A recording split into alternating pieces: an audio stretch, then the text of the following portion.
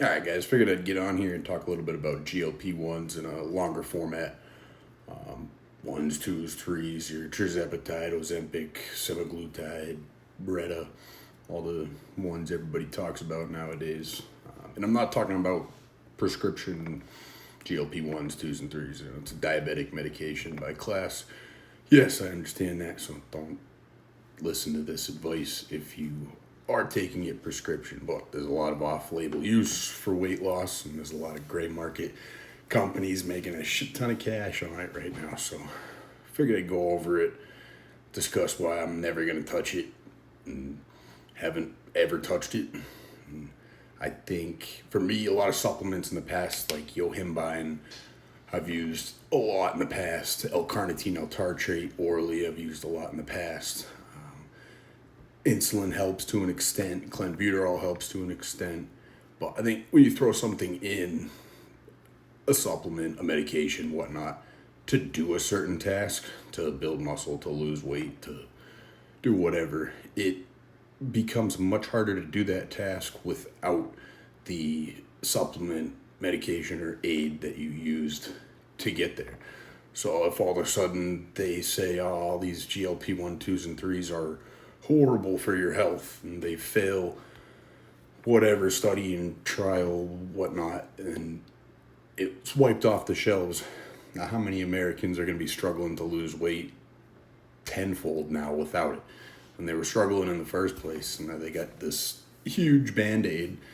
Yeah, it might have helped lose pounds on the scale, but did it help their overall quality of life? Yeah. The biggest part about weight loss and fitness and transformation in general is the mindset and the person and the personality you build and become from that transformation. And with these drugs in play and medications in play now, there's all these shortcuts and cheat codes, quote unquote, or the true value in that transformation is completely missed. Which, even the mental benefits, most people don't really care about anyway. They just want to look a certain way in the mirror, which is understandable, you know. And also, to each their own. I'm not telling anybody what to do, what not to do. I'm just explaining the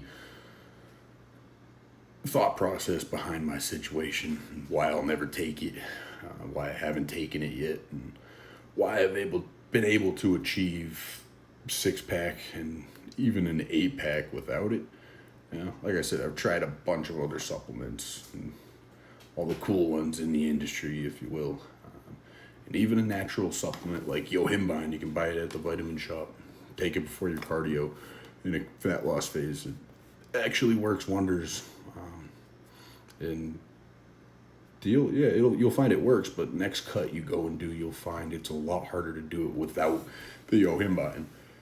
Yeah, it's like you miss that little kick when you're doing your cardio, or it just makes the process slightly easier. You know, burns a little bit of visceral fat. So, for me, I've always been weary of what I take and what I try, because I know it might be addiction personality or just that addictive type. It's like once you try something and it works, it's hard to go without it. I know a lot of you guys are like that. Yeah, supplements included. Nobody really talks about it in the context of fat loss or bodybuilding supplements. You know, it's all just if it's good for your health or bad for your health. But like, what about the mental damage you're doing, or the addiction potential with all this stuff? Like even clenbuterol, that's not too good for your heart. That can be pretty addicting. It works pretty well, and you try and do a cut without it, it's a lot harder. Yeah, you're gonna cut a little bit more. You might have to cut more food. You might have to do more cardio. And it's like once you experience getting to a certain body fat percentage without those things, you don't want to do a cut without it. You know, it's almost human nature too. So I think a lot of this GLP shit, 1, 2, 3, is setting people up for failure. Every single American is on it. This was like 30 million prescriptions. Half of those are for diabetics, so you get 15 million people that are prescribed GLP-1s for weight loss. You know, and there's always gonna be somebody at that end stage. This is the last lever I have. I've tried everything. I'm in a state where my health is deteriorating so fast that I need to get this weight off faster. And in that case, okay, fantastic. We have these tools that can shed weight off like that. Perfect. But the average person does not need to be put in a survival island mode, if you will. If you're burning these 60% muscle, 40% fat, they did that study on. So a lot of these people are all skinny in the neck. You can see it all like right here. Everything's sunken in. I mean, that's muscle mostly right here in the neck too. It's not a lot of fat right here.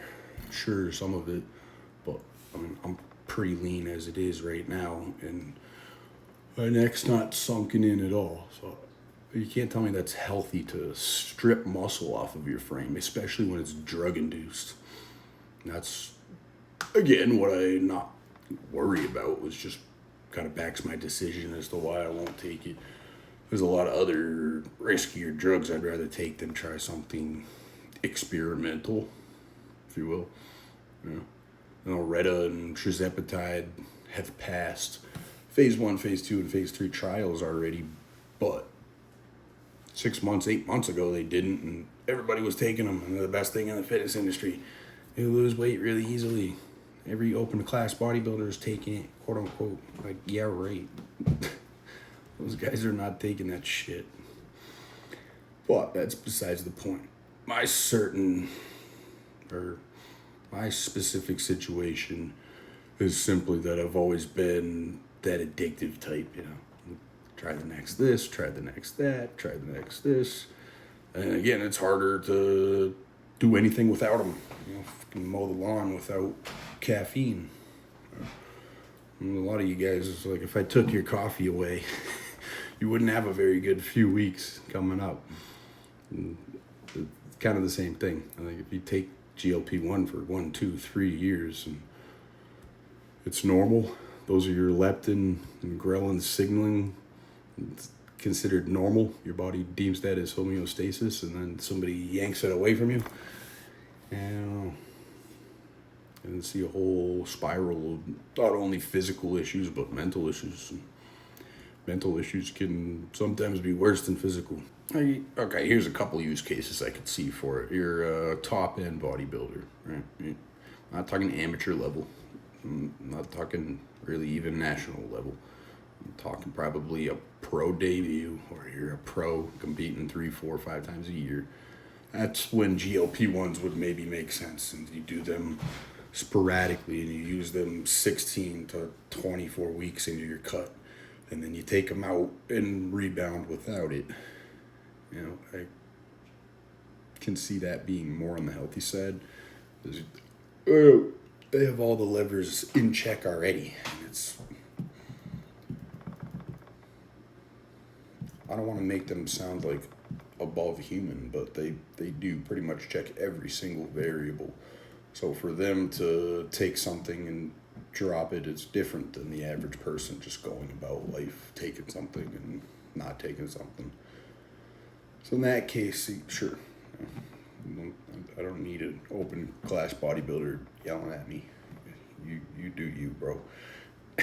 Well, I think for the average person, the average gym bro, a lot of us were preyed upon with marketing constantly. Our Instagram feed, TikTok feed, this, that, buy this supplement, this health supplement, this peptide, this GLP, this, that. The industry needs to take a turn and stop looking for the next best thing and realize we got a bunch of great things. Let's get in shape first and then worry about the minutes. It would be like telling a 450-pound person how to correctly do incline bench press form. You got to tweak your elbows, and you got to pull your chest in a little bit. and you gotta, make sure your back is arched and your feet are like, no, dude, he just needs to lose 200 pounds first, and then we can focus on form and all the minute stuff of fitness.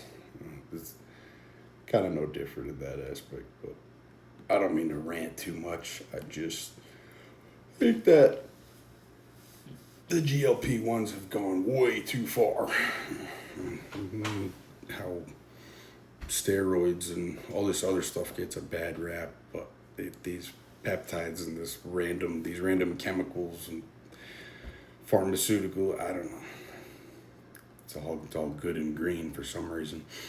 If you look into, I don't know the website, but anyway, just look up Retta side effects or tirzepatide side effects, and you'll see all kinds of blindness and bone mineral loss and crazy stuff, like all kinds of stomach issues, and slows the digestive tract down. And I don't know, just doesn't seem like something that would be of practical use in the fitness industry at all. Like I've said, it's, again, just my personal opinion. If you're taking it and you got a strong opinion about it and it's fantastic, dude, shoot me a DM. I'd love to talk about it.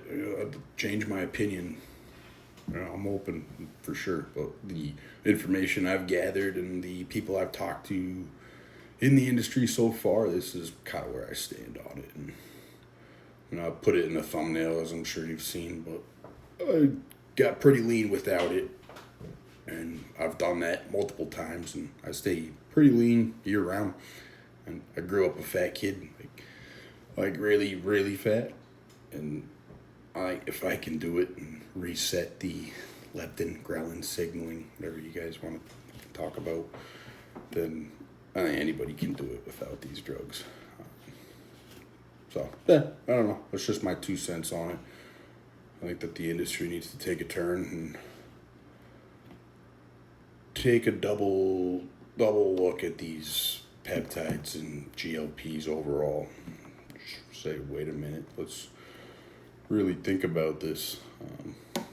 There's not much data, if any human data on this. So, I don't know. To each their own, like I said.